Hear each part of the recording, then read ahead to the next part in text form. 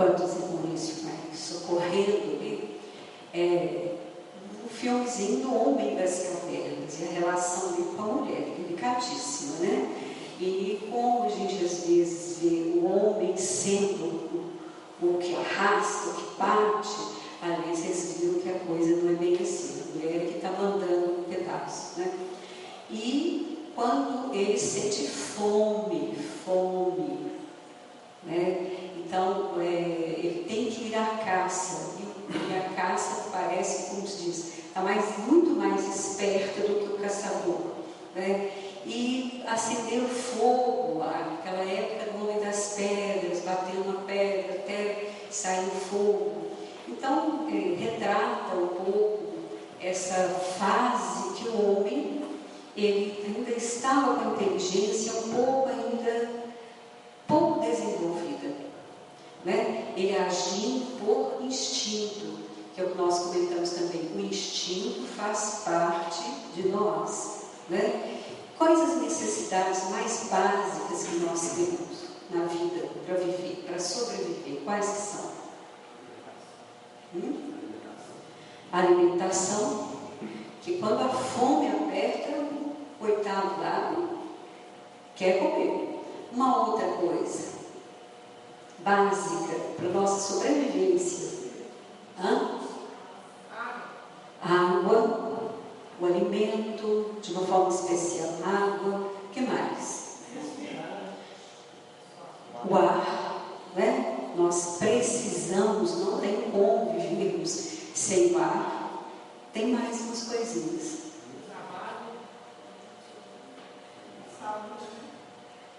A saúde vai vir dentro desses outros, da boa alimentação, da respiração adequada, né? Mas básico mesmo. A questão do trabalho pode estar ligada, se a gente interpretar, como aquelas coisas necessárias para sobreviver. Numa época dessa, o homem tinha que caçar, o trabalho que dava para uma caçada, né? Ele sobrevive duramente a uma caçada. Por exemplo, o sono é uma nossa necessidade, né? Básica, porque se nós não dormirmos, nós podemos até adoecer. E é algo que chega no ponto você não tem controle, né?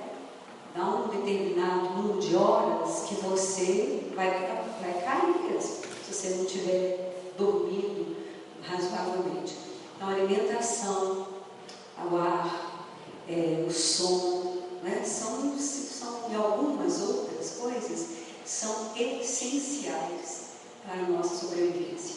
De novo, pode continuar.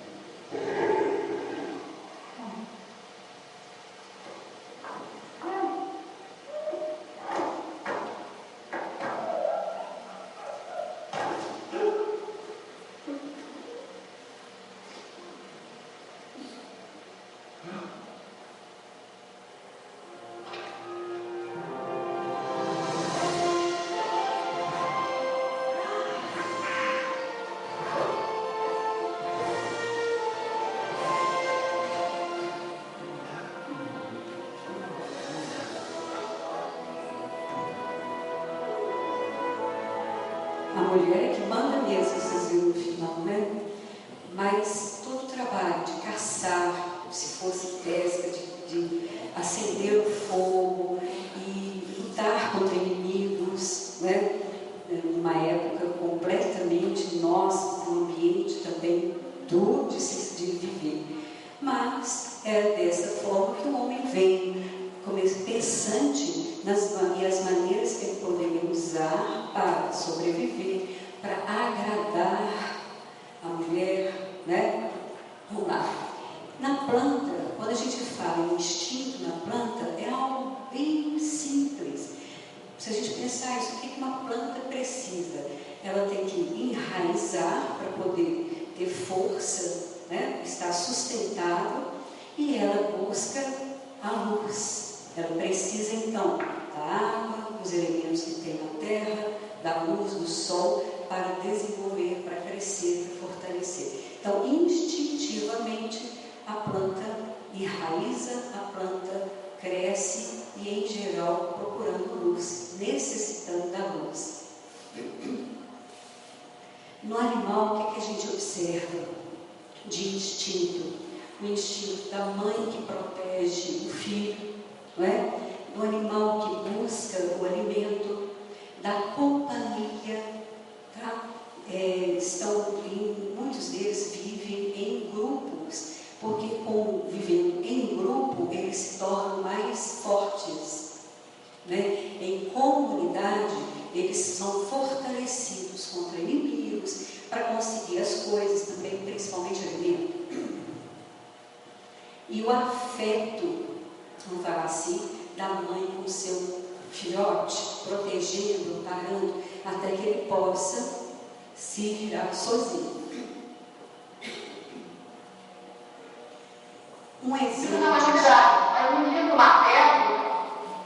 Um exemplo de instinto animal e maternal.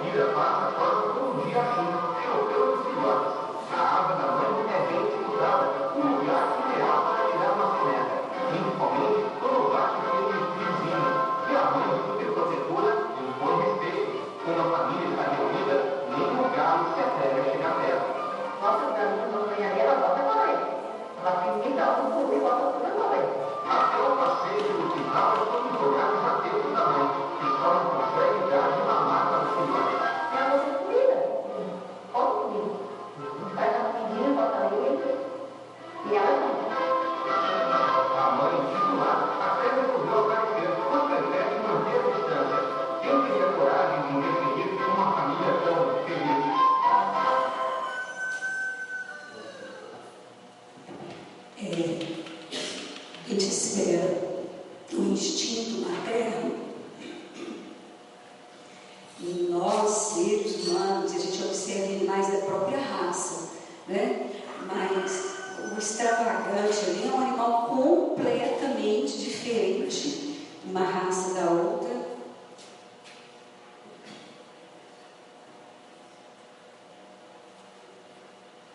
A galinha que tem aquela mania de abrir as asas, né, para os pintinhos ficar, para mim foi a melhor cena, ela abrindo as asas para os cachorrinhos não ficarem debaixo dela. Só faltou dar de mamar, não tinha jeito.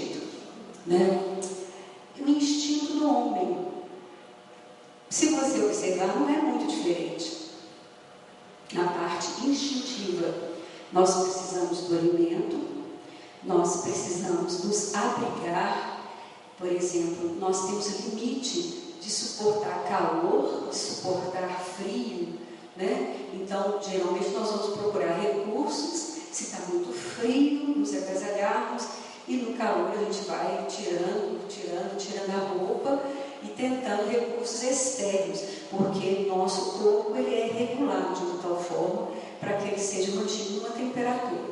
Essa temperatura externa, nós temos um limite, nós temos que procurar recursos para aliviar esse desconforto, né? O sono, vocês veem que a criança, tanto que ela dorme, ela passa a maior parte do dia dormindo. À medida que nós vamos crescendo, a quantidade de sono vai sendo reduzida, mas nem assim não tem um ser humano que sobreviva sem dormir, não tem jeito. Mas o homem tem também instintivamente a busca de conhecimento, de desenvolver a parte intelectual dele. Quando ele ouve lendas, por exemplo, de uma comunidade, histórias, e usa da imaginação e vai criando situações e passando isso de geração a geração, ele está usando de uma forma já mais trabalhada a inteligência, mas a partir de algo instintivo, não é? Exemplo, quando fala que o homem acredita num Deus, numa divindade, todo ser. Você vê que por mais primitivo que seja um grupo humano, ainda assim ele acha, ele percebe, acredita que existe uma força superior. Ele pode não compreender que força que é essa, dar um nome a essa força, mas ele tem instintivamente a noção da existência de algo superior a ele e que ele respeita. Nas comunidades mais primitivas você percebe isso. À medida que o homem vai intelectualizando-se, ele começa a dar nomes, ele começa a compreender um pouco mais o que o cerca, né, de onde veio, para onde vai, começa esses questionamentos. Mais uma, eu acho que é a última. Então, nos animais, a gente fala de uma inteligência rudimentar e bem na vida material, comer, beber, caçar, está bem ligado à questão material. Mais um, José Maurício. E já a humanidade, a inteligência que nós recebemos, que nós temos, tem o maior objetivo, nós trabalharmos, desenvolvermos a nossa parte moral. Não é? Quer dizer, a chance de desenvolvermos intelectualmente, adquirir conhecimento é fato, mas o uso disso já é uma questão que nós falamos semana passada. O livre-arbítrio. Em que e como nós usamos esse conhecimento. Porque nós deveríamos usá-lo da melhor forma possível para o crescimento moral. Pronto. Semana que vem a gente...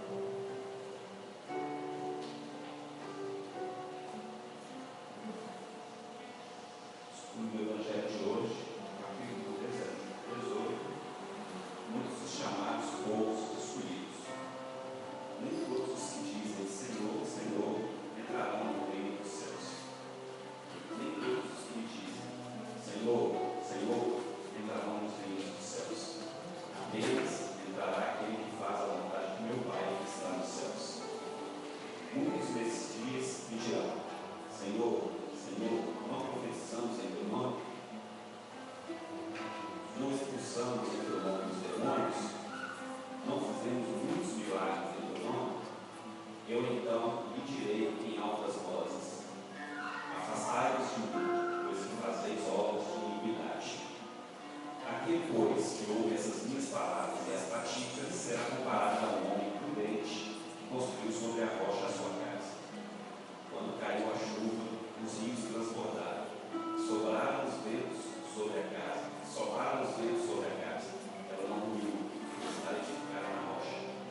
Mas aquele que ouve essas minhas palavras e não as pratica, se assemelha a um homem insensato que construiu sua casa na areia.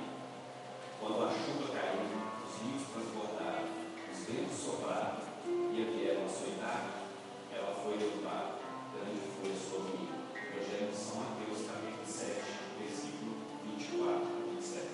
Não ficou lá pelo nosso, foi Deus que fez a gente.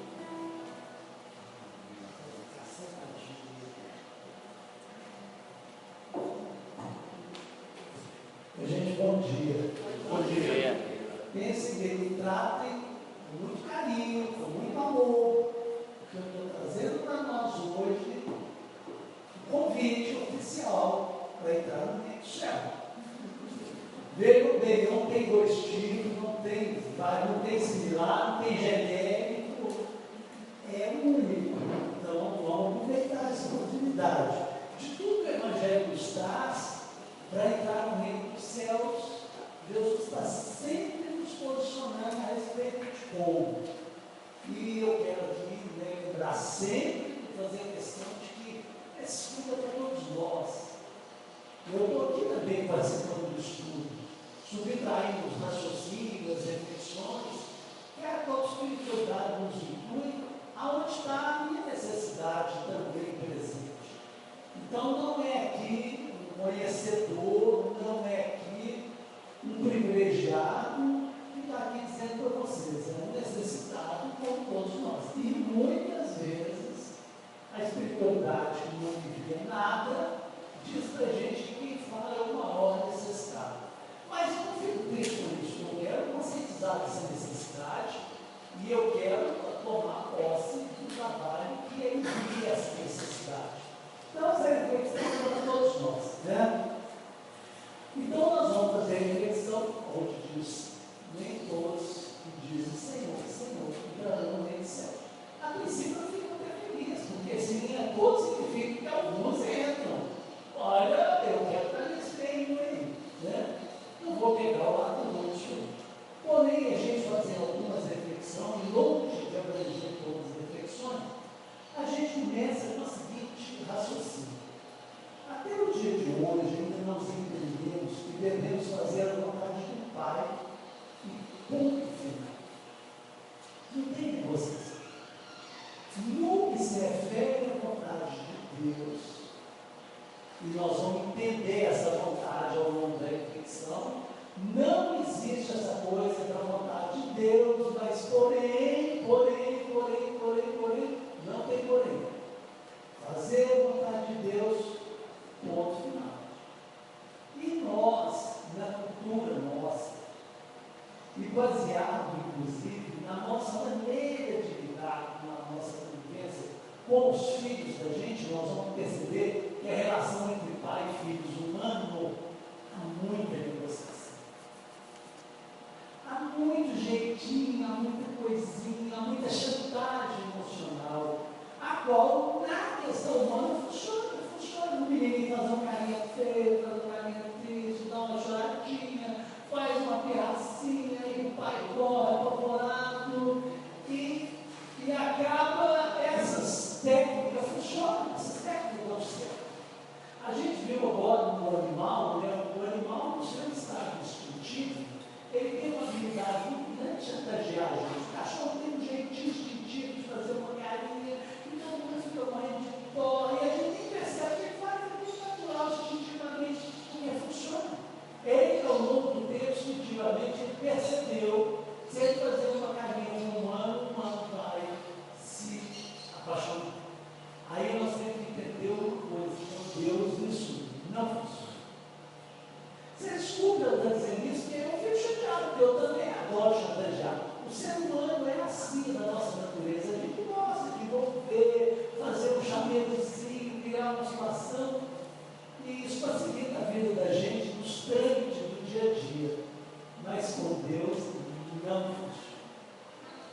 A ponto que Jesus, aquele filho querido, tentou também, falou: Pai, se for possível, afasta de mim esse cara de pai. Vai lá, cara, resolve o problema. Não é diferente para nós. Ok? E a gente precisa entender isso. E não é porque quando nós estamos lidando nas questões nessa relação com Deus, nós usamos muito esse contexto humano distorcido, de que talvez um jeitinho, um chorinho, uma lágrima, um apelo extra diferente vai chantagear a lei natural que Deus te deu de bondade. Mas ao longo do tempo a gente vai ficar feliz com isso. Porque eu quero antecipar, mas no fundo Deus quer um verdadeiro melhor para nós. Por isso é que ele é muito taxativo, porque ele quer ver a gente no reino do céu. Ele quer ver a gente. Ele trabalha para que a gente vá para o reino dos céus. Mas tem ali um padrão de convite. Não entra genérico, não entra amigo, mas eu sou amigo do fulano e tal, que é o ministro tal, importante, não. No céu tem isso. Né? Nesse reino não tem. E aí a gente vai trabalhar dentro dessas reflexões, porque é muito comum nós imaginarmos e até nos iludirmos de que sempre assim, do jeito que fomos, com um pouquinho de jeitinho, a gente chega lá e não chega. Não chega. Mas a gente pensa que chega. Dizem, a gente lê da literatura espírita que não tem os espíritos chegando decepcionados. Porque o espírito é chato, porque fala com os espíritos lá, porque tem mediunidade, porque faz parede movimentada, porque provoca fenômeno, porque tomava conta de uma casa espírita, porque tomava conta de uma creche. Eu estou mais ou menos garantido, porque eu tenho uma relação muito próxima com o espírito tal. E quando chega do lado de lá, fala: meu amigo, mas eu não vi onde eu achei que deveria ir. Então, para vocês verem como isso está enraizado em nosso coração, de acreditarmos, porque eu fui lá fazer uma palestra de vida no domingo, agora eu estava ali fazendo palestra, então, olha, eu estou um cantinho lá em cima, não arruma. E nós vamos entender esse convite, a gente precisa entender esse convite. Não tem tempo outra, não tem meio tempo. E dentro desse convite, está muito sujeito que está falando para vocês aqui não entrar, e alguns estão ouvindo aí. Não, mas ele estava me ouvindo, por que ele entrou? E eu falava e não entrei.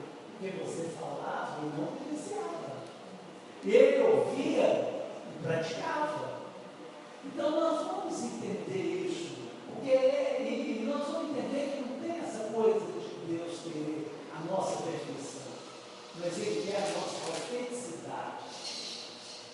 Ele quer a nossa verdade dentro. Tá?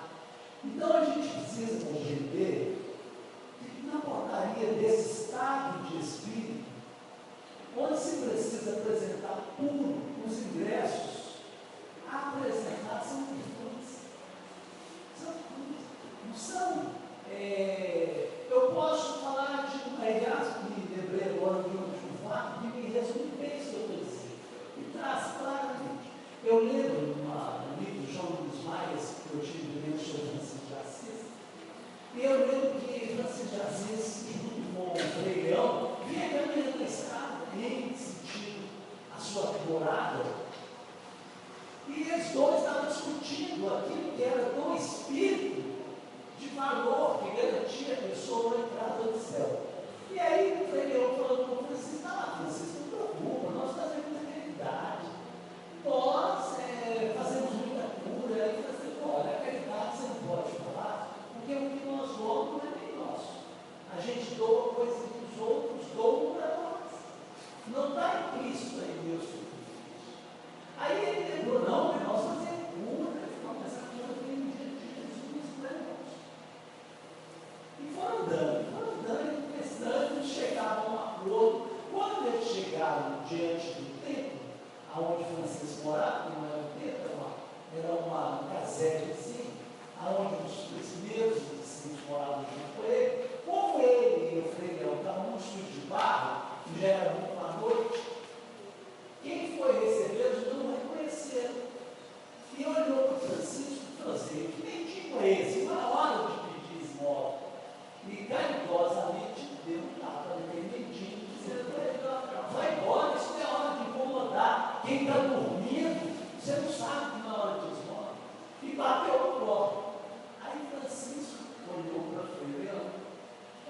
freio. Eis aí uma coisa que verdadeiramente eu dou de mim. O amor por esse que me bateu. Porque isso é tiro da minha alma. E aí a gente começa a entender que é essa questão. Não é o que você faz na quantidade que você está envolvido no mecanismo, no meio, mas é aquilo que você tira da sua alma. Na hora que você doa, você não precisa preocupar com o que você está doando, você precisa preocupar com o meio da sua alma quando está doando. Então é essa passagem, é esse universo que a gente precisa compreender. Tá? A gente vai perceber, engraçado, eu fui falando aqui, ó. Por isso, a entrega precisa ser total com Deus. Para que o reino do céu não tenha meia entrada, meia carteira de estudante. Então é importante porque quando nós estamos discutindo o reino dos céus, nós estamos falando assim do top, do lugar para morar. Nós não estamos falando assim geograficamente de meia boca, mais ou menos. Não, é top, é top. Seja top dentro do seu estado de espírito, quando alguém pode se dizer que está no reino do céu, intimamente, você pode dizer que ela está no top da felicidade dela. Reino do céu, você não tem como olhar e projetar uma coisa melhor que o reino do céu, porque senão não é reino do céu. Se tem alguma coisa melhor que o reino do céu já deixou de ser reino do céu. Então, esse toque de estado de espírito que nós podemos colocar dentro de nós, ele não tem mais ou menos, no sentido assim, eu sou meio bom, eu sou meio honesto, eu sou meio justo, eu sou meio correto, eu sou meio ético, eu sou bom, mas ao mesmo tempo eu sou vaidoso, eu sou justo, mas ao mesmo tempo eu sou ambicioso. Então, esse mais ou menos não vale. É o total. Quando falamos de rendição, nós estamos falando de totalidade. Totalidade de felicidade, reino do céu, estado de espírito, ou até local geográfico, né? Porque provavelmente no plano do universal deve existir um espaço geográfico que denomina essa linha de reino do céu, devido à qualidade que aqueles espíritos levam na vida ali, que nós chamamos de espíritos puros, espíritos superiores, mas também até que a gente chega lá, nós podemos ter esse reino do céu, estado de espírito dentro do nosso coração. Então, nós vamos falar que estou em estado de espírito no reino do céu, não pode ter uma manchinha, quem vai reino do céu mais? Não pode ter mais ou menos uma coisa pela metade que deixou de ser. Então, é totalidade. Aí nós vamos entender no passado recente, falando aqui daquela festa que foi dada, que o Senhor chega no salão e encontra alguém com uma mancha na roupa. Ele pega a pessoa que sabe que ela não está totalmente branco, e esse branco aí não é sentido de cor, é sentido de estado de pureza, ou seja, fulano está puramente no reino do céu. Ele não está um pouco no reino do céu, um pouco do lado de fora. Ele está totalmente no lado do céu. Ele é puro dentro do reino do céu. É coisa pura. É como você fala assim, essa azeite aqui, ela é 100% pura. É outro azeite. Não é azeite misturado com um pouco de óleo, com um pouco de alguma coisa. O valor é muito mais. Né? E aí, dentro desses valores, o que a gente precisa compreender? Porque a gente está pensando, afinal de contas, o que Deus quer? Para que eu realmente tenha que fazer a vontade dele. Toda hora no Evangelho eu pedi para fazer a vontade de Deus. E não tem uma negociação assim, para um pouquinho, mais ou menos. Não. Você vê que várias passagens, vocês vão observar isso. Eu me lembro agora de uma, onde Jesus fala assim, buscar a bendição primeiro. E todas as outras coisas vão ser dadas de acréscimo. Ele não fala algumas coisinhas, um pouquinho de coisa, não, ele fala todas. Por isso que eu falo que é felicidade total. Porque não dá nem para entender você fazer a lista de tudo que é maravilhoso do seu viver, e você fala, estou indo só e posso pedir tudo. Estou doente. Então, a gente fica assim, mas afinal de contas, o que Deus quer de nós, então, para que eu consiga essa condição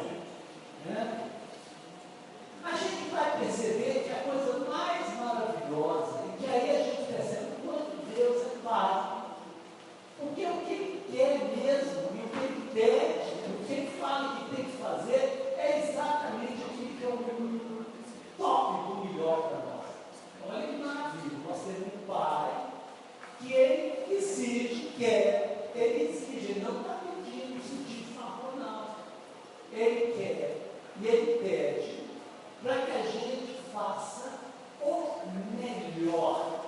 E Ele não pede esse melhor para a gente fazer mais ou menos, não. Ele tem que fazer o melhor, da melhor maneira. Ou seja, eu não posso falar que eu estou fazendo melhor, posso fazer de qualquer jeito. Eu não posso falar que estou fazendo melhor, posso fazer mais ou menos. Não, eu sou melhor no melhor que você pode fazer. Porque esse melhor não é para você beneficiar eu, Pai. Esse melhor é para beneficiar você mesmo. É você que vai ser beneficiado com o melhor. E aí é muito legal, porque você começa a perceber que o Pai não está sendo exigente no desejo para Ele. A exigência dele é no desejo para nós. E aí a gente começa a ver o princípio de ser um melhor. Amar Deus acima de todas as coisas. Porque amar Deus sobre todas as coisas não é uma idolatria religiosa. Não é o sentido de eu poder usar no altar e ficar glorificando a Ele, não. Amar Deus sobre todas as coisas é compreender e aceitar as suas leis, que é para nos beneficiar. Amar o próximo como a ti mesmo. Fazer ao próximo aquilo que nós gostaríamos que fizesse a nós. Praticar a caridade e o amor com toda a plenitude. E quando eu estou dizendo isso, não é para a gente assustar, porque praticar a caridade e o amor com toda a plenitude, ela é individual de cada um. Quando eu estou praticando a caridade e o amor com toda a plenitude, não quer dizer que eu estou fazendo muito mais do que os outros, não. Quer dizer que o que eu estou fazendo é o foco. O que quer dizer com isso? Na minha relação com a mente, o meu estado íntimo, está consciente de tudo, eu estou dando todo o amor nessa relação, ou eu tenho umas vírgulas, ou eu tenho os porém, eu tenho os pontos de interrogação entre eu e ela. Se eu tenho ponto de interrogação, se eu tenho algumas vírgulas entre eu e ela, eu não estou praticando o amor próprio entre eu e a dele. Ele não quer que eu ame a humanidade nesse momento, ele quer que eu ame a ele. Porque as vidas de interrogação estão aí. Porque é essa a minha missão. Na hora que eu vou fazer alguma obra, pode ser uma moedinha que eu vou comprar de caridade, mas na hora que eu vou comprar moedinha, o meu coração está 100% nisso com amor. Ou eu estou dando essa moedinha um pouquinho de orgulho, um pouquinho de caridade, um pouquinho de medo. É essa condição que eu preciso. E isso é para garantir a felicidade da própria humanidade. Não é por desejo do Pai no sentido de desejos do homem. Porque quando a humanidade praticar esses sentimentos, com esses valores próprios, o mundo passa a ser maravilhoso. O céu vem para a terra, ele desce no espaço geográfico e vai lá pertencer à nossa realidade, à nossa existência. Se eu não me importo com a dor para uma pessoa, eu posso falar. Mas se eu estou observando, se eu estou dando o melhor copo, se o copo melhor que eu estou dando me está limpo, se a água que eu dei ela está geladinha, se ela tem a melhor água que eu tinha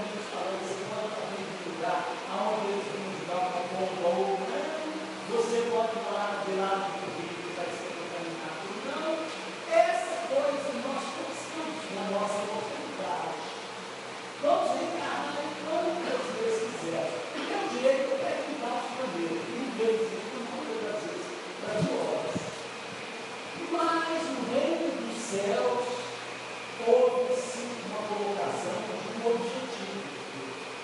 Olha, no reino eu te dei uma qualidade, está dado, não vou tirar. Mas no reino do céu eu quero mais.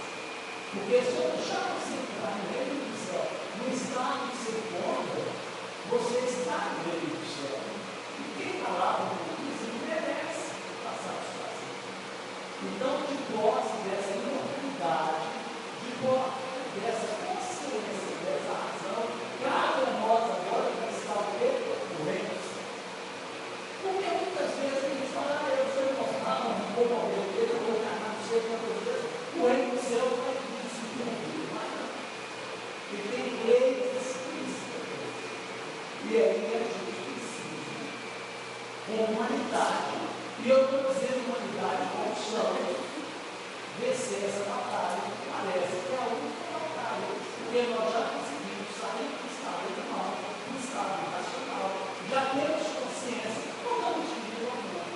E olha que o momento muito espiritual, porque nessas tragédias ocorrendo, mexe com todos nós emocionalmente. Está todo mundo no estado emocional. O ser humano hoje, no face da terra, disse assim: eu não me incomodo, não é comigo, essa questão de terrorismo, ou essa questão de desastre ambiental, ou morrer de sede, tudo isso não me importa, nada que não está acontecendo comigo. Ele tem que ser uma ilha muito gelada. Ele tem que ser um mar muito frio. Ele tem que ser um granito muito duro. Porque ele tem tudo isso nos testes emocionais. Tudo isso faz com que a gente fique pensando assim: nós, a humanidade, precisamos ter uma melhor direita. Nós, a humanidade, precisamos ter uma forma melhor de existir. Então, isso tudo é para mexer para conosco, para que nós entendamos que dá para fazer isso. Pode se fazer melhor. Dá para se fazer melhor. E isso, com o final de reflexão, é importante na hora que nós estivermos fazendo o nosso Pai Nosso. Se a gente realmente se integra a Deus, com essa sinceridade, com essa pureza de totalidade, ou se a gente ainda fica assim, olha, entregando, mas meio negociando, meio exigindo, meio impondo, meio pedindo, meio revoltando, porque as frases em si não querem dizer nada.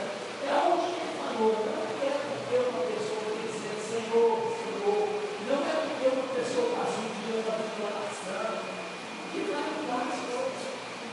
Será que ela deixou de ser tão egoísta? Será que ela conseguiu eliminar o orgulho, a vaidade, o orgulho, a nação? Porque essa é a diferença que ele quer para ela. Por isso a gente diz, não adianta a gente ficar Senhor, Senhor, Senhor, Senhor, sabe? Sexualizando o óbvio, o tempo todo. Não, ele é um indivíduo tudo que a gente fala não é o Espírito Santo. O indivíduo tudo é aquele na sua intimidade ele está 100% fé de Deus. Deus para Deus 100% fé de Deus. E fica segurando assim um pouquinho fé de Deus. Porque fé de Deus 100% fé de Deus. Ou o Espírito de Deus.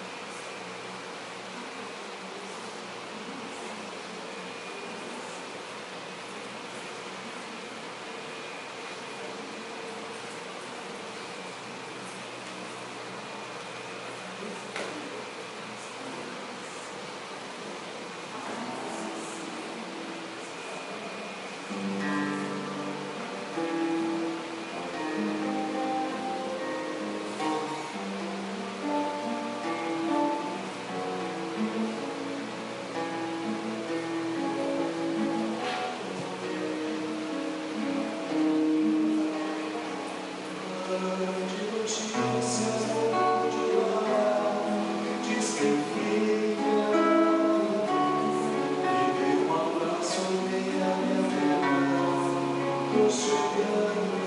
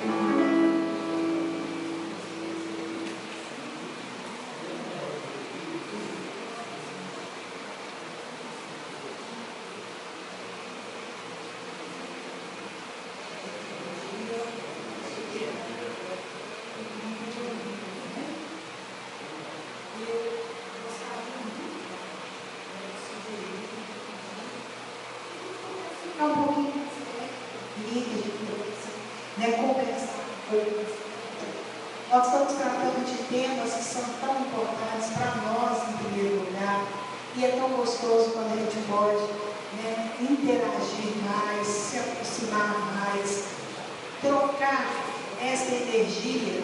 Vocês não sabem o quanto que para nós é importante a gente que se coloca aqui na frente, como o Mano disse agora há pouco. A gente não está aqui na frente porque sabe mais, porque é mais experiente, não. É porque nós somos mais ousados, talvez mais atrevidos.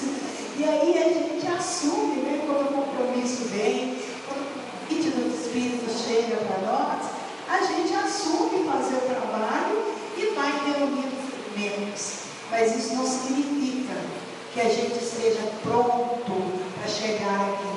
Então, quando nós nos posicionamos aqui na frente, é muito gostoso quando a gente está bem pertinho, assim, que a gente olha e sente, né, a energia das pessoas, sente um olhar, um apoio, um incentivo. Isso é muito bom. Por isso que muitas vezes eu peço, né, que as pessoas se aproximem mais, fiquem mais perto, a gente vai, né, criando um laço de afetividade. Nesse terceiro momento da reunião, nós estamos trabalhando com o tema a ressignificação da morte e o acolhimento do luto.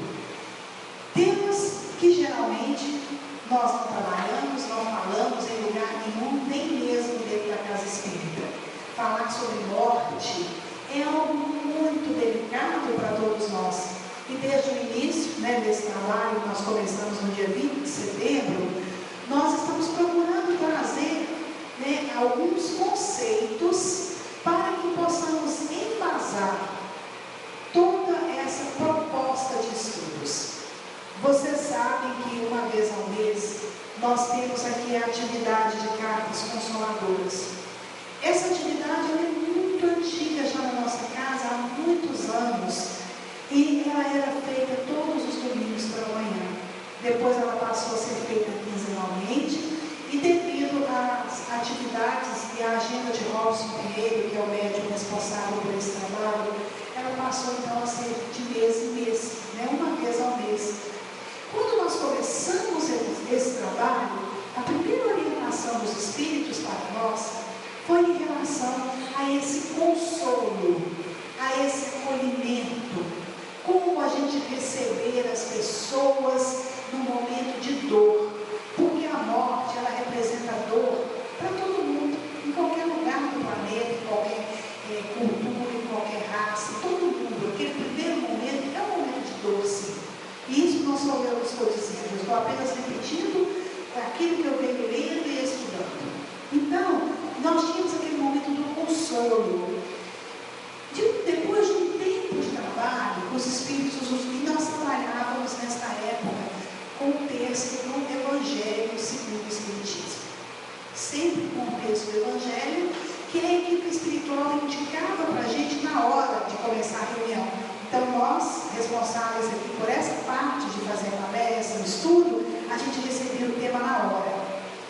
E aí depois, então, os Espíritos nos disseram que nós deveríamos acrescentar ao estudo do Evangelho, acrescentar o estudo de um livro dos Espíritos, para que a reunião, além de ter como objetivo o consolo, também tivesse como objetivo o esclarecimento. Porque o livro dos Espíritos, como a Arlene colocou, é a base filosófica da doutrina espírita, é o pilar da doutrina espírita. E agora, recentemente, a gente recebeu essa nova instrução, que é trabalhar, falar, trazer para a reflexão o tema morte e acolhimento ao luto, porque são temas que normalmente a gente não fala. Por mais que nós saibamos que a única certeza que existe é a morte, a gente não fala a respeito, a gente não conversa a respeito, e aí a gente acaba perpetuando de geração para geração todas as dificuldades que nós vivenciamos. Hoje elas são praticamente as mesmas que os meus pais, que os meus avós, que os meus tataravós. Por que a gente não trabalha esse tema? A gente não conversa a respeito. Então, no primeiro momento, nós falamos a respeito dos conceitos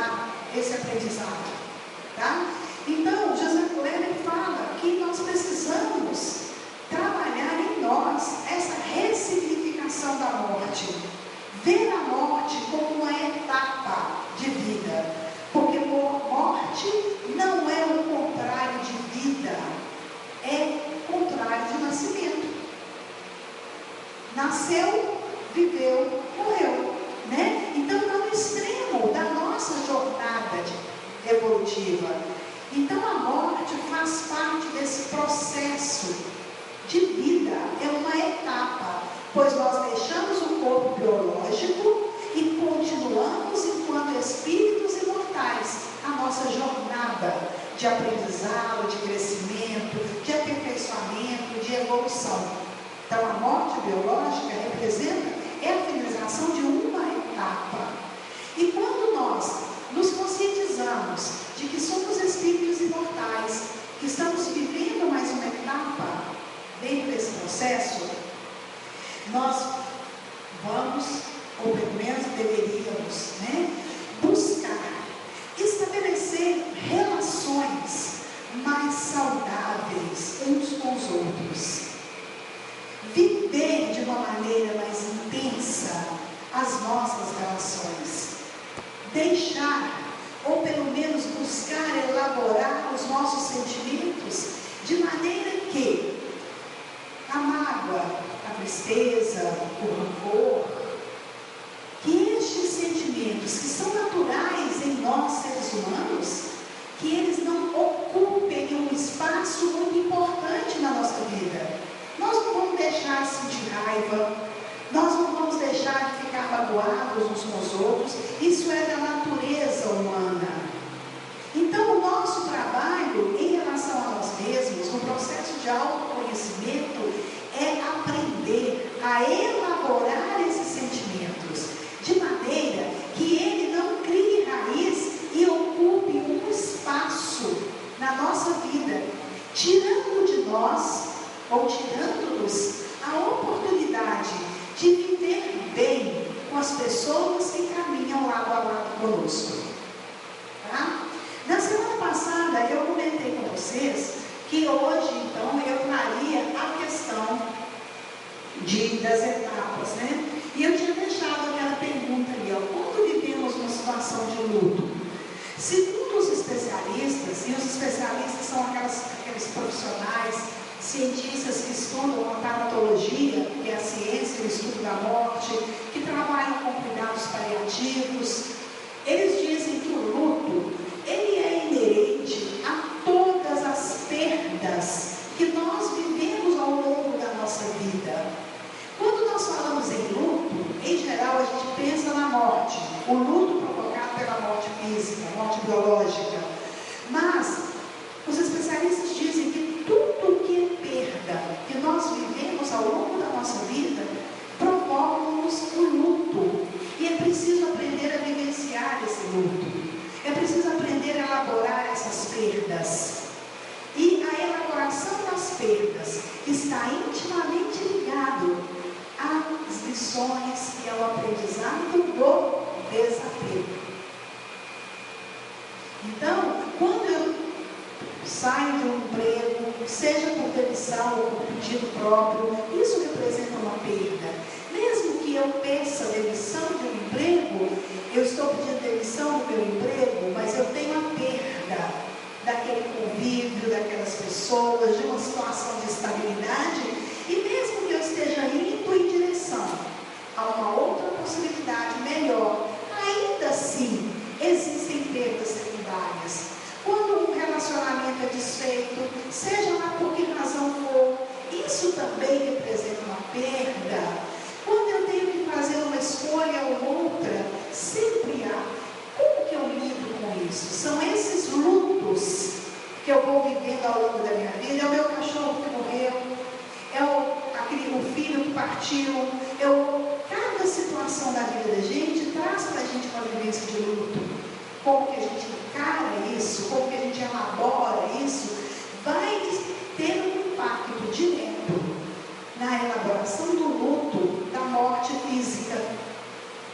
Isso tem um impacto direto, porque quando nós nos deparamos com a morte biológica, morre um pai, uma mãe, um marido, um filho, um amigo, todos aqueles lutos que estavam arquivados, guardados, todas aquelas experiências, elas vêm à tona. Você já pararam para observar isso, gente? Recentemente eu fui com a minha filha ao velório de um amigo, e aí ela disse assim, toda vez que eu venho a um velório, e ela vai em pouquíssimos, em raros, ela fala assim, vem na minha memória o velório do meu pai. Está fazendo o meu cotidiano, eu não lembro, mas quando eu chego para o velório, eu lembro das cenas. Isso aconteceu já com alguém? Porque com a gente comigo acontece. Você relembra as situações de perdas que você viveu ao longo da sua vida. Todo mundo, você abre o arquivo. É por isso que nós todos dizemos, né? Não gosto de ir ao velório. Alguém gosta? Ninguém gosta, gente. A gente vai para prestar uma solidariedade. Porque também a gente lembra dos abraços que a gente recebeu, do carinho que a gente recebeu naquela hora. A gente não lembra de todo mundo, mas você lembra de um abraço carinhoso. E aquilo dá a gente força na hora que a gente vai precisar. Então, é a gente lembrar que esse luto provocado pela morte de um ente querido, ele também irá acionar, ele vai abrir o arquivo dos lutos vividos ao longo de toda a vida, lutos representados por essas perdas. E se essas perdas não foram bem trabalhadas, bem elaboradas, não foram aceitas naquele momento da dor, da partida, tudo vem à tona. E aí nós vamos chorar pela morte daquele ente querido e por todas as situações que ficaram guardadas ao longo da vida. É aquela catarse, né? Tudo pega carona naquele luto, naquele momento. Está claro isso, gente? Então nós temos aí, faço favor de passar para mim isso. Eu comentei com vocês que há uma classificação do ponto de vista científico para as fases do luto. E são 5 fases. Não significa que há uma delimitação temporal para cada uma. Isso não é rígido. Para cada pessoa acontece durante um determinado período de tempo. E essas fases também, elas não são delimitadas, cortadas, termina uma, começa a outra, não. Elas se entremeiam, elas passam uma por dentro da outra. A gente vive às vezes 1, 2, 3 fases ao mesmo tempo. Compreendem isso? Não significa que terminei a primeira fase, começo a segunda, terminei a segunda, começo a terceira. Não, porque o ser humano não é uma ciência exata. E nós estamos falando de sentimentos. Então as situações elas vão se entremeando, mas existe uma sequência nessa elaboração do luto. Então a primeira fase é a fase denominada de entorpecimento ou de negação. Quando a gente recebe a notícia da morte de alguém, o que acontece com a gente? A gente nega aquilo. Não acredito, não é possível. Quando a pessoa, a morte advém de um período longo de adoecimento, ainda assim a gente tem aquele primeiro momento que é um momento de entorpecimento. Parece que a gente fica assim meio passado, meio fora do ar. Quem já viveu situação de luto aqui? Vocês se viram nessa situação? É aquele momento em que a gente muitas vezes faz ou toma as atitudes que tem que tomar no piloto automático. A gente resolve, e esse entorpecimento, ele tem esse objetivo. Você resolve as questões imediatas que precisam ser resolvidas, você toma todas as providências muitas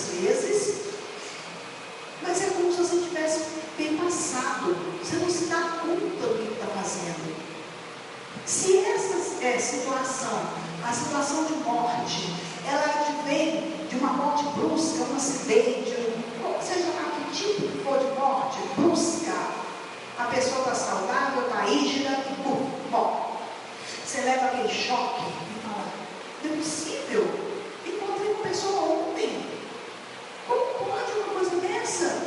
É a primeira fase, para todo mundo, gente, é igual, não muda, independente da verdade, da crença religiosa, porque todos nós somos seres humanos. Então, nesse primeiro momento, né, o que os especialistas falam, que apesar desse entorpecimento, a gente precisa fazer aquilo que a gente quer fazer. Porque nesse momento, no intuito de ajudar e de nos amparar, muitas pessoas, para nos proteger, tomam às vezes atitudes que tiram de nós a condição de viver aquele momento. E o objetivo, muitas vezes, é de ajudar, todas as vezes. Vamos dar um remédio para fulano? Vamos dar um calmante para fulano? Não deixa fulano ir no cemitério, não. Fulano não tem condição.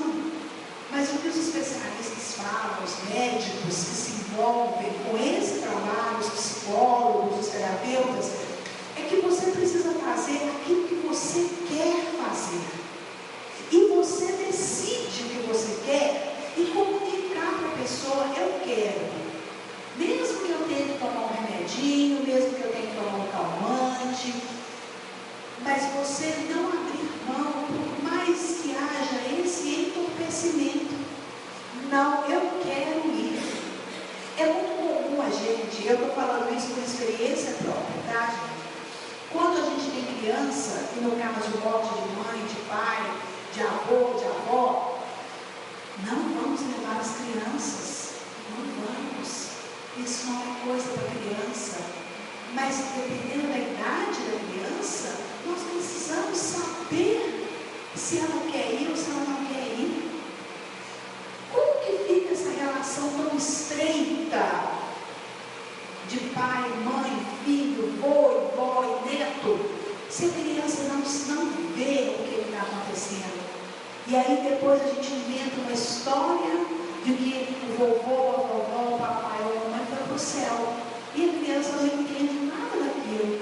Ao passo que, se a gente criar, gente, eu estou só repetindo o que eu tenho lido e acrescentando algumas questões da minha experiência pessoal. Mas, e também não estou aqui dando receita não, tá? Eu estou compartilhando com vocês, que cada um precisa se apropriar, né, desse conhecimento e fazer da maneira que acha que é a mais interessante. Mas existem estudos, embasamento para o que eu estou dizendo. Então, você procurar saber o que aquela criança quer. Você gostaria de ir? Você está com uma pessoa adulta, super abalada pela morte de alguém, você quer ir? O que você quer fazer? Então, é essa fase em que eles falam que do entorpecimento e da negação é o primeiro instante, ou quando você toma contato com a notícia da morte. A segunda fase é a fase da raiva ou da revolta. Cada um reage de um jeito. Então, você pode ficar com raiva. Por que comigo? Por que o meu filho? Por que o meu marido? Por que a minha esposa? Por que a minha família? É uma fase em que a gente precisa ter uma atenção muito grande. Porque embora a dor seja muito grande, nós não podemos perder o controle. Porque senão nesse momento da dor que a gente está sentindo, que é muito intensa, a gente machuca as outras pessoas. Por quê? Se fosse com o filho do outro seria diferente? Se fosse a família do outro seria diferente?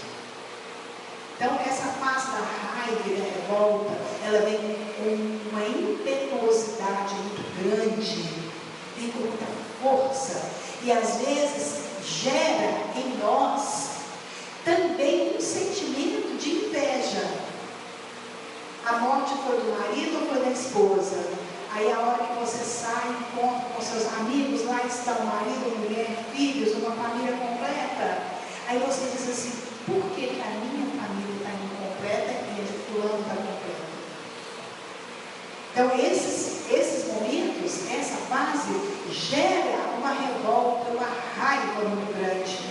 E como nesta fase, a gente precisa de uma atenção para que a gente não ultrapasse os limites e não perca o autocontrole, tá? A terceira fase, a gente entra numa fase de negociação. A gente quer negociar com Deus, com a divindade, né? Já que o meu filho foi embora, então eu quero fazer dessa forma. Eu faço promessa, eu faço um monte de negociações para conseguir aplacar a minha dor. É o momento em que a gente muitas vezes coloca em xeque a nossa fé, a nossa relação com Deus. São esses momentos que trazem para nós a oportunidade da reflexão. Como que anda a minha relação com Deus? Se a minha relação com Deus é uma relação de confiança, eu consigo entender e aceitar que aquela situação de dor que eu estou passando ali, ela é inerente a todos os seres humanos. Que aquela situação que eu estou vivendo ali, por mais dolorosa que ela seja, ela é uma situação que muitas e muitas pessoas já vivenciaram e que de alguma forma, eu, não sendo diferente de ninguém, também estou vivenciando. E o que é que eu vou aprender com essa situação? Então, nessa fase ali, da negociação, a gente precisa ter um cuidado, né, de não querer barganhar com Deus, fazer uma barganha, né? Então, essa é a terceira fase. Eu anotei algumas coisas aqui. E nessa fase, eu tenho que anotar, porque são tantas informações para a gente não esquecer. Tem uma questão que a gente cria muitas vezes um escudo protetor. Ainda bem que eu anotei aqui, porque senão eu ia esquecer. A gente diz assim: olha, eu conversei com meu filho, minha mãe conversou comigo, eu ouvi a voz da minha mãe, né? A gente vai buscar novos caminhos nessa fase de negociação, vai buscar uma revisão de conceitos a partir dessa dor, de negociar com Deus uma nova postura diante da vida. Isso tudo dentro desse processo.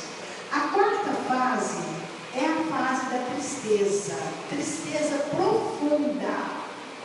Porque ali no princípio a gente está triste, mas é diferente.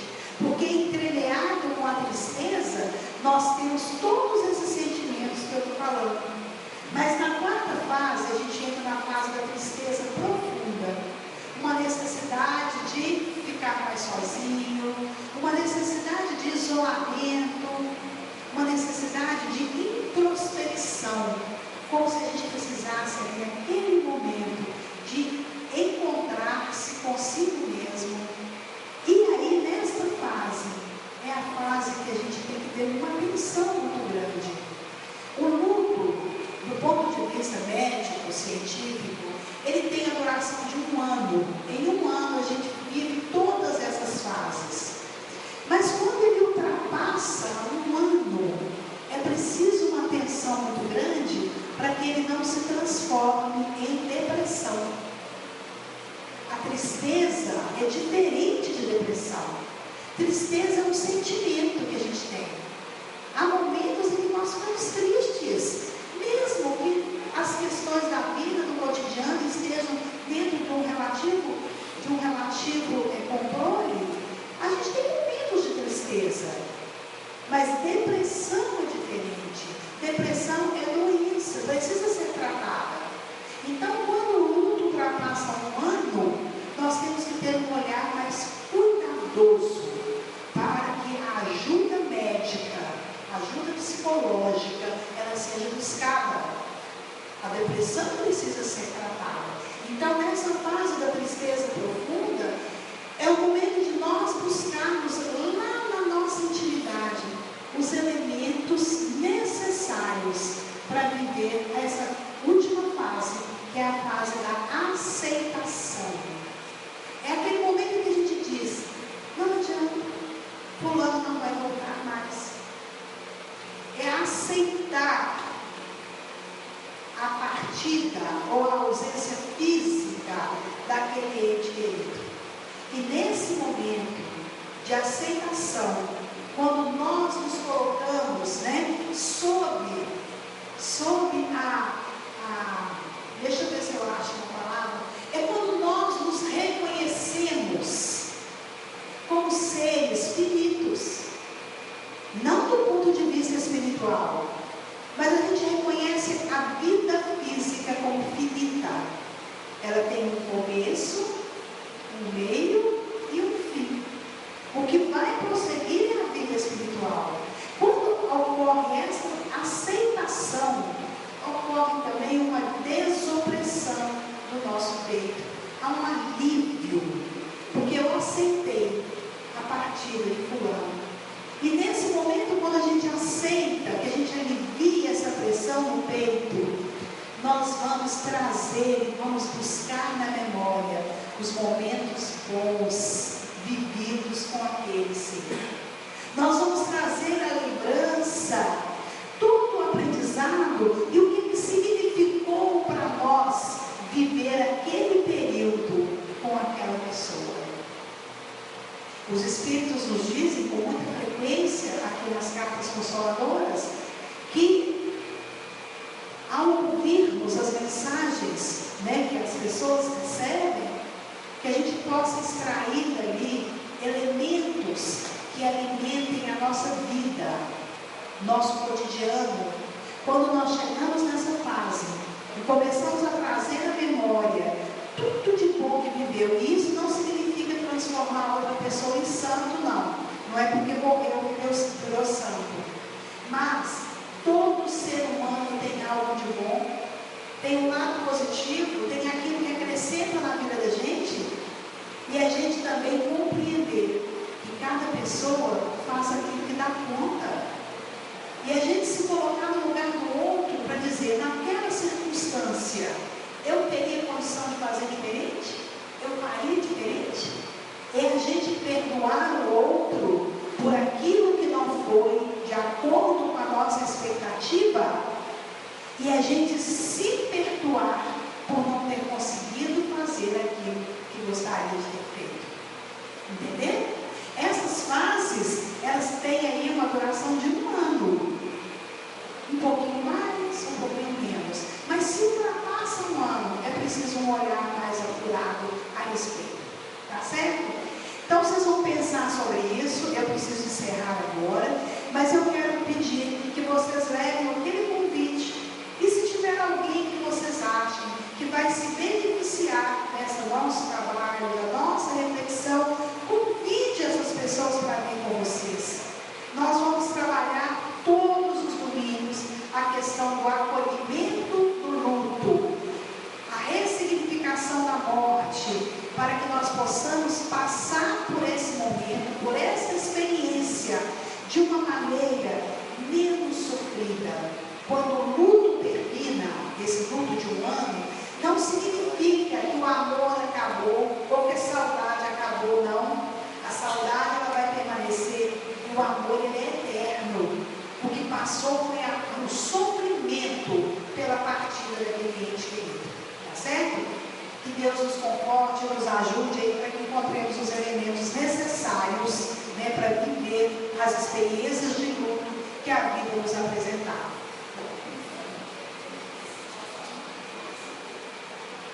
Nesse momento, nós vamos iniciar o trabalho do passe. E para aquelas pessoas que não têm ainda familiaridade, o passe é uma doação de energia. É o momento em que a equipe espiritual utiliza os médiuns passistas para trazer um quantum de energia para nós, que nos propicie um reequilíbrio, uma reenergização. Portanto, se coloque em uma postura receptiva para que essa energia possa chegar até vocês. Por favor, os médiuns passistas se posicionem aqui a partir do centro, sempre a partir do centro, e a gente vai então começar o atendimento. Coloquem-se receptivos e que Deus nos conduza nessa atividade.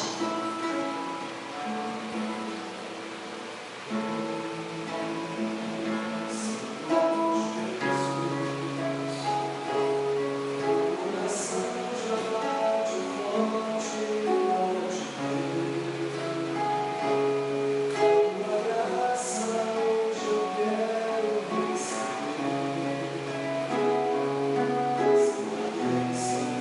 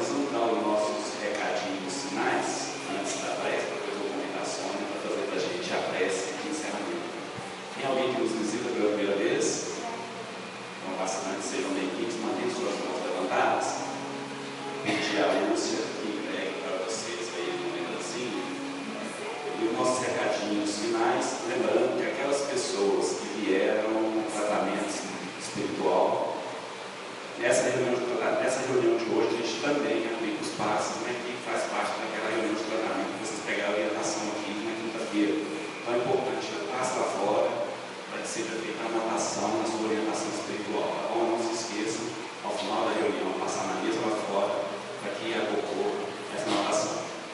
Uma outra lembrança também que a gente gostaria de estar passando para vocês é a respeito das nossas reuniões públicas, que a Madalena vai projetar para nós ali. A respeito das nossas reuniões públicas, nós temos várias reuniões que acontecem aqui na nossa casa. Uma delas é a nossa reunião onde você retira uma orientação espiritual às quintas-feiras à noite. Nessa quinta-feira à noite você pode pegar uma orientação espiritual para a nossa casa para você fazer o tratamento aqui conosco. Esse tratamento, ele geralmente é realizado no domingo à noite, a partir das 19 horas. Dentre essas reuniões, nós temos também uma outra reunião muito importante, a reunião especial que acontece aqui na nossa casa, são as casas consoladoras, que acontecem aos domingos. Vai acontecer agora no próximo domingo, dia 22. É uma oportunidade que você tem para buscar aí um contato com o ente querido seu, né, que já se foi, como a Sônia bem colocou para nós aqui a respeito dessas reuniões que a gente está fazendo previamente, para falar sobre a questão do luto.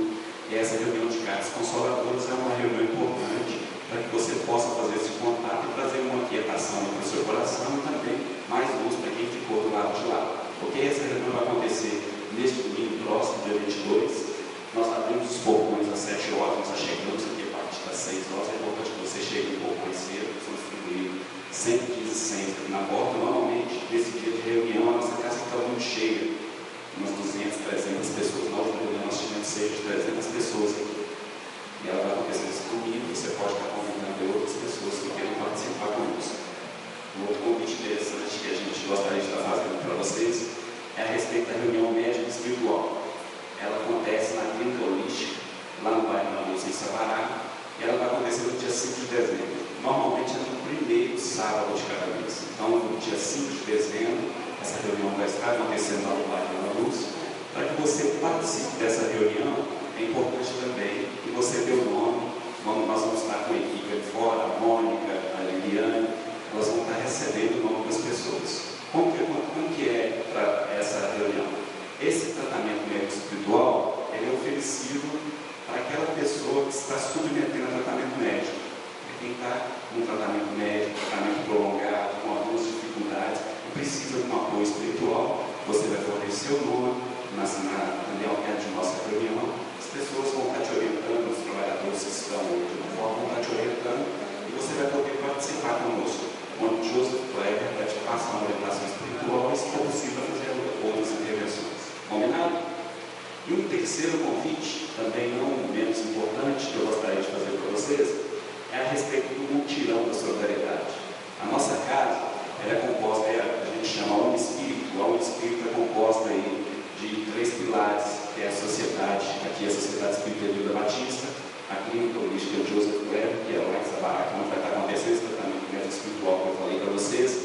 Temos também a Editora dos Espíritos, que é aqui no bairro do Orquestra que publica todos esses livros, que vocês têm acesso, inclusive a nossa livraria está aberta hoje, vocês podem participar agora que sair aqui. A gente está também nesse mês, né, a gente está fazendo aí uma feira do livro, tem até uns convitinhos aí que vão ser distribuídos ao final, falando sobre essa feira do livro. Nossos livros estão aí em promoções nesse período, e a Editora Casa dos Espíritos também faz parte da Clínica Holística, faz parte da Espírito, além da Clínica Holística.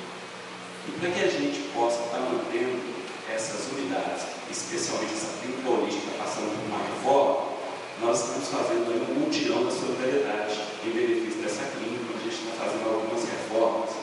Esse mutirão nós estamos aí oferecendo os bilhetes a R$10 e vamos ter o sorteio de uma moto 0 km, que vai acontecer agora em dezembro esse sorteio. Então nós estamos convidando vocês e pedindo que nos ajude na venda desses bilhetes. O pessoal vai estar ao final ali oferecendo para vocês esse bilhete. Quem puder adquirir, quem não puder adquirir, quiser levar para casa para oferecer para os parentes, para os amigos, no trabalho, na escola, por favor, nos auxilie nesse momento que nós estamos precisando bastante.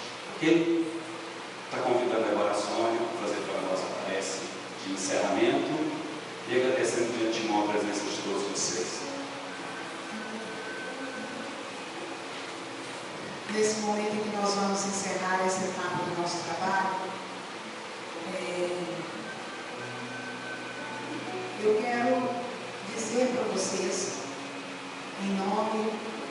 diretoria da Casa de Vida Batista, que a nossa instituição, que a nossa casa, ela repudia todo gesto de agressão, de violência, que nós nos solidarizamos com as pessoas, com as vítimas dos atentados terroristas ocorridos na sexta-feira. Nós estamos acompanhando todos esses noticiários, estamos envolvidos, de uma maneira de apoio espiritual, solidariedade a essas vítimas, e dizemos que nós não, em hipótese alguma, podemos perder a esperança de dias melhores. O planeta Terra, ele passa por momentos graves. É um momento de transição planetária. Todas essas situações que nós estamos vivenciando, sejam do ponto de vista econômico, social, todos esses processos fazem parte desse momento. E nós nos solidarizamos com essas pessoas, tanto com as vítimas, como com seus familiares. As vítimas desse acidente ambiental que ocorreu em Mariana na semana passada, fruto, muitas vezes, de empreendimentos, a gente não pode, não temos informações, nem condições de dizer as causas, mas somos solidários com essas famílias, com essas pessoas.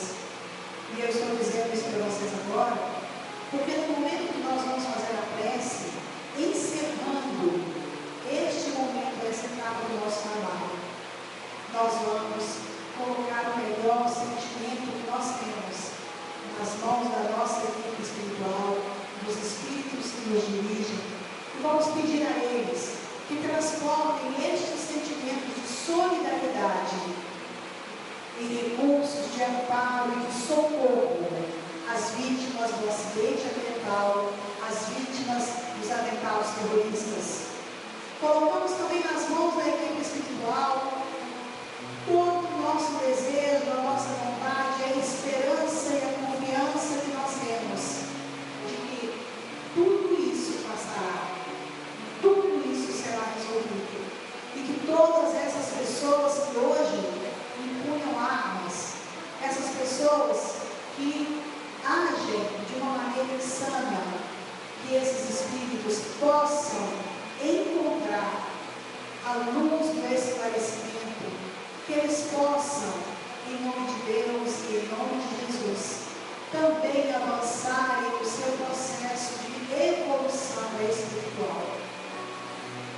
Haroldo vai fazer uma música para nós. Na vibração dessa música, nós vamos então finalizar o nosso trabalho.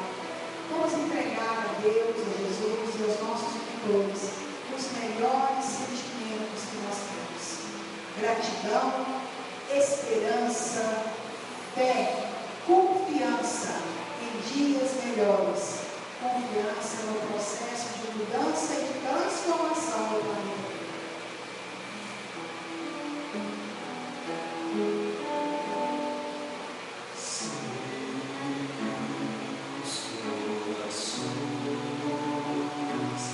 Oh,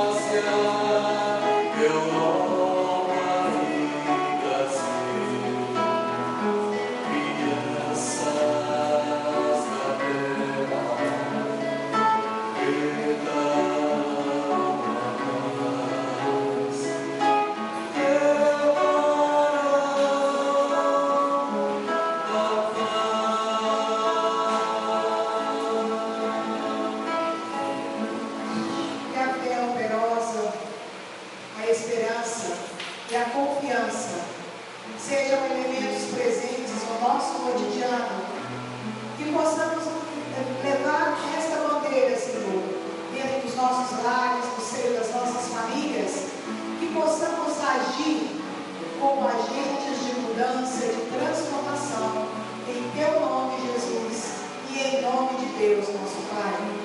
Que assim seja. Nós desejamos a vocês todos um ótimo domingo, que vocês façam a diferença nos seus lares, no seio das suas famílias, que vocês sejam a chama da esperança acesa, onde quer que vocês estejam. E domingo que vem nós vamos nos encontrar aqui novamente, aí a partir das 7 da manhã, para recebê-los para a atividade de cartas consoladoras. Que Deus nos abençoe a todos. Bom domingo, uma ótima semana.